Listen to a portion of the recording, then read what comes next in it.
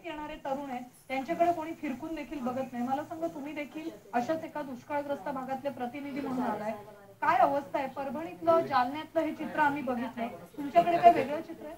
नाही, त्याच्यापेक्षा काय वेगळं चित्र नाही माझ्याकडं. त्याच्यापेक्षा थोडं जास्तच बेकार आमच्या साईडला पाण्याचं प्रमाण कमी आहे. आत्ता जनावरांची छावणी आहे, पण काही दिवसानंतर माणसाची छावणी हे लोक तयार करतील अशी परिस्थिती आहे. इतकी बेकार परिस्थिती. ही बेकार परिस्थिती, बेकार शब्दात आम्हाला कळत नाही, तुमच्या आता ज्या भावना दाटून आल्या त्याच्यातून ही कळतीये.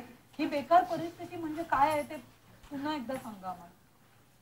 बेकार परिस्थिती कारण तुम्ही असं काहीतरी खूप जवळून बघितलंय, दुष्काळाचा होरपळणं म्हणजे काय असतं, त्यामुळे आता तुम्हाला एवढ्या भावना दाटून. नाही, भावना दाटून म्हणजे आता त्यांनी सांगितलं की 30,000 रुपये. आजच्या तारखेला तुम्ही सांगितली नेत्यांच्या दौऱ्याला हजारो रुपये खर्च होता, पण मी बघितले हजारो नाही लाखो रुपये खर्च होता.